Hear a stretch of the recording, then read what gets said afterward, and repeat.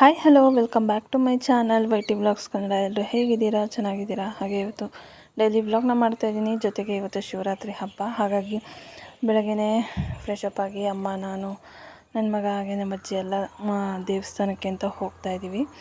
So ನಮ್ಮ ಊರಲ್ಲಿ ವರ್ಷವೂ ಕೂಡ ಈ ಶಿವರಾತ್ರಿ ಹಬ್ಬಕ್ಕೆ ಶನಿದೇವರ ಕೆಂಡೋತ್ಸವ ನಡೀತಾ ಇರುತ್ತೆ. ಹಾಗಾಗಿ ಈ ವರ್ಷವೂ ಕೂಡ ತುಂಬ ಚೆನ್ನಾಗಿ ಶನಿದೇವ್ರ ಕೆಂಡ ನಡೀತು.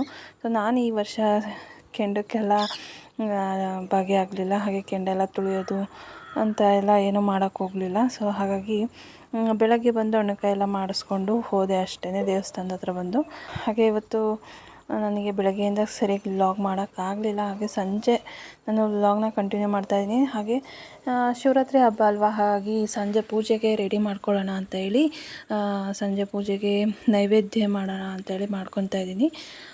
ತಂಬಿಟ್ಟು ಮಾಡ್ಕೊಳ್ಳೋಣ ಅಂತ ಹೇಳಿ. ಸೊ ಬೆಳಗ್ಗೆ ಮಾಡೋಕ್ಕಾಗಿರಲಿಲ್ಲ, ಹಾಗಾಗಿ ಇವಾಗ ತಂಬಿಟ್ಟಿಗೆಲ್ಲ ರೆಡಿ ಮಾಡ್ಕೊಳ್ಳೋಣ ಅಂತ ಮಾಡ್ಕೊತಾ ಇದ್ದೆ. ನಮ್ಮ ಅಪ್ಪಾಜಿ ನನಗೆ ಹೆಲ್ಪ್ ಮಾಡಿದ್ರು. ತಂಬಿಟ್ಟಿಗೆ ಕೊಬ್ಬರಿ ಎಲ್ಲ ತುರ್ಕೊಟ್ರು. ಹಾಗಾಗಿ ನಾನು ಪಾಕ ಮಾಡಿಕೊಂಡು ತಂಬಿಟ್ಟಿಗೆಲ್ಲ ರೆಡಿ ಮಾಡ್ಕೊಂಡಿದ್ದೆ. ಸೊ ಇವಾಗ ಅದನ್ನೇ ಮಾಡ್ತಾಯಿದ್ವಿ. ಸೊ ಅವರು ಕೂಡ ಸ್ವಲ್ಪ ಹೆಲ್ಪ್ ಮಾಡಿದ್ರು. ಹಾಗೆ ತಂಬಿಟ್ಟಿಗೆ ಎಷ್ಟು ಬೆಲ್ಲದ ಪಾಕ ತೆಗಿಬೋದು ಅಂತೇಳಿ ಮಾತಾಡ್ತಾಯಿದ್ವಿ, ಸಾಕಾಗುತ್ತಾ ಇಲ್ವಾ ಅಂತ ಹೇಳಿ. ಹಾಗೆ ಸ್ವೀಟ್ ಕೂಡ ಎಷ್ಟು ಜಾಸ್ತಿ ಆದ್ರೂ ಚೆನ್ನಾಗಿರಲ್ಲ, ಕಮ್ಮಿ ಆದ್ರೂ ಚೆನ್ನಾಗಿರಲ್ಲ. ಹಾಗಾಗಿ ಸ್ವೀಟ್ ಕೂಡ ಮೀಡಿಯಮ್ ಆಗಿರಲಿ ಅಂತ ಹೇಳಿ ಅಪ್ಪಾಜಿ ಕೇಳ್ಕೊತ ಬೆಲ್ಲ ಎಲ್ಲ ಹಾಕ್ಕೊಂಡಿದ್ದೆ. ಹಾಗೆ ತಂಬಿಟ್ಟಿಗೆ ಸ್ವಲ್ಪ ಪಾಕ ಕಮ್ಮಿನೇ ಇಕ್ಕಿದ್ದೆ, ಹಾಗಾಗಿ ಸಾಲೆಲ್ಲ ಇನ್ನು ಸ್ವಲ್ಪ ಹಾಕು ಅಂತ ಹೇಳಿ ಹಾಕಿಸ್ತಾಯಿದ್ರು. ಹಾಗಾಗಿ ನಾನು ಸ್ವಲ್ಪ ನೀರು ಮತ್ತು ಬೆಲ್ಲ ಎಲ್ಲ ಸೇರಿಸ್ಕೊಂಡೆ. ಹಾಗೆ ಇಲ್ಲಿ ಬೆಲ್ಲನ ಕರ್ಗಕ್ಕೆ ಇಟ್ಕೊಂಡಿದ್ದೀನಿ. ಹಾಗೆ ಒಂದು ಕಡೆ ತಂಬಿಟ್ಟಿಗೆ ಹಿಟ್ಟನ್ನೆಲ್ಲ ರುಬ್ಬಿ ರೆಡಿ ಮಾಡಿ ಇಟ್ಕೊಂಡಿದ್ದೆ. ಸ್ವಲ್ಪ ಅಕ್ಕಿ ಹುರ್ಕೊಂಡಿದ್ದೆ. ಹಾಗೆ ಕಡಲೆ ಎಲ್ಲನೂ ಮಿಕ್ಸಿಲಿ ಗ್ರೈಂಡ್ ಮಾಡಿಕೊಂಡು ಹಾಕ್ಕೊಂಡಿದ್ದೀನಿ. ಹಾಗೆ ಸ್ವಲ್ಪ ಕಡಲೆ ಬೀಜನ ಹುರಿದು ಹಾಕ್ಕೊಂಡಿದ್ದೆ. ಹಾಗೆ ಫ್ಲೇವರ್ಗೆ ಅಂತ ಹೇಳಿ 2 ಏಲಕ್ಕಿನ ಕೂಡ ಹಾಕ್ಕೊಂಡು ಅಪ್ಪಾಜಿ ಸ್ವಲ್ಪ ಕೊಬ್ಬರಿ ತುರಿನ ತುರ್ಕೊಟ್ಟಿದ್ರು, ಅದನ್ನು ಕೂಡ ಮಿಕ್ಸ್ ಮಾಡಿಕೊಂಡು ಇವಾಗ ಪಾಕನ ಉಯ್ಕೊತಾ ಇದ್ದೀನಿ.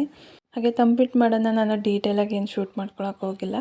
ಸೊ ಹಾಗಾಗಿ ಬಾಯಲ್ಲೇ ಹೇಳಿಬಿಟ್ಟೆ ಏನೇನು ಹಾಕ್ಕೊಂಡಿದ್ದೀನಿ ಅಂತೇಳಿ. ಎಲ್ರಿಗೂ ಗೊತ್ತಿರುತ್ತೆ, ತುಂಬ ಈಸಿ ತಂಬಿಟ್ಟು ಮಾಡೋದು. ಹಾಗಾಗಿ ನಾನು ಅಷ್ಟು ವೀಡಿಯೋ ಮಾಡೋಕ್ಕೆ ಹೋಗಲಿಲ್ಲ ಅದ್ರದ್ದು. ಸೊ ಇವಾಗ ಬೆಲ್ಲದ ಪಾಕ ಚೆನ್ನಾಗಿ ಬಂದಮೇಲೆ ಸೊ ಮಿಕ್ಸ್ ಮಾಡ್ಕೊತಾ ಇದ್ದೀನಿ.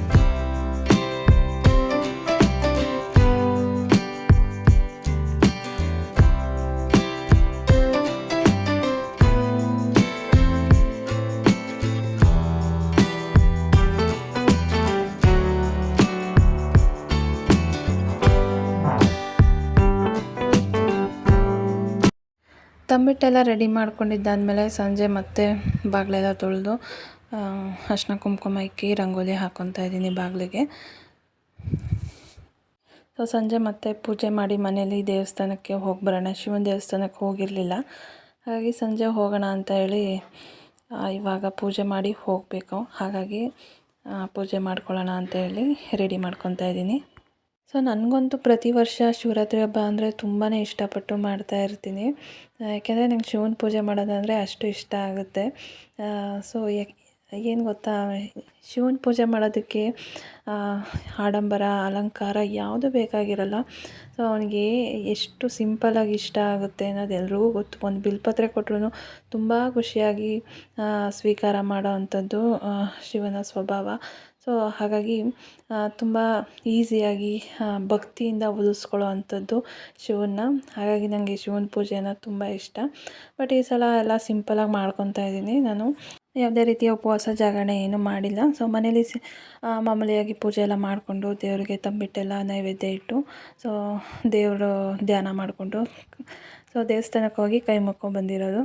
ಇದಿಷ್ಟೇ ಇವತ್ತಿನ ನನ್ನ ಶಿವರಾತ್ರಿ ಹಬ್ಬ ಸಿಂಪಲ್ಲಾಗಿ ಮಾಡ್ಕೊಂಡಿದ್ದೀನಿ.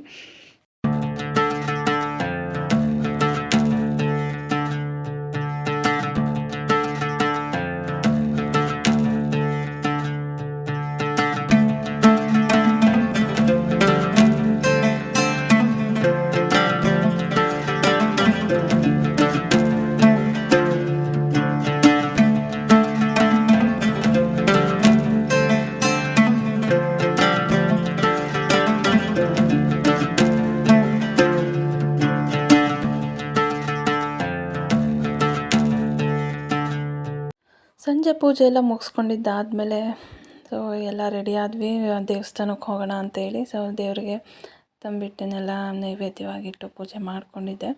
ಸೊ ನನ್ನ ಮಗನೂ ಕೂಡ ಪೂಜೆ ಮಾಡಿಸ್ಕೊಂಡು ದೇವಸ್ಥಾನಕ್ಕೆ ಕರ್ಕೊಂಡು ಹೋಗ್ತಾಯಿದ್ದೀನಿ. ಇವಾಗ ದೇವಸ್ಥಾನಕ್ಕೆ ಹೋಗೋ ಅಷ್ಟರೊಳಗೆ ಸಂಜೆ 7 ಗಂಟೆ ಆಗಿತ್ತು. ಹಾಗಾಗಿ ಸ್ವಲ್ಪ ಕತ್ತಲು ಕೂಡ ಇತ್ತು.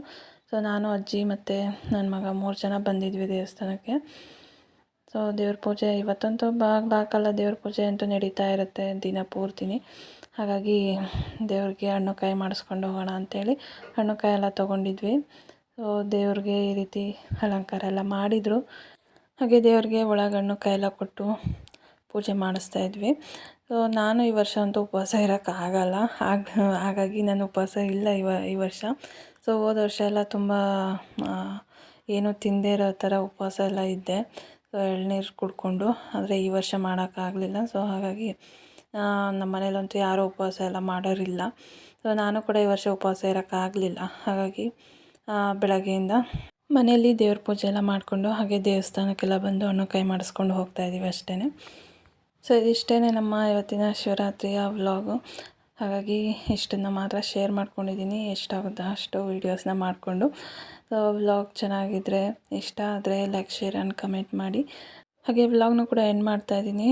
ಸೊ ಟೇಕ್ ಕೇರ್, ಬಾಯ್.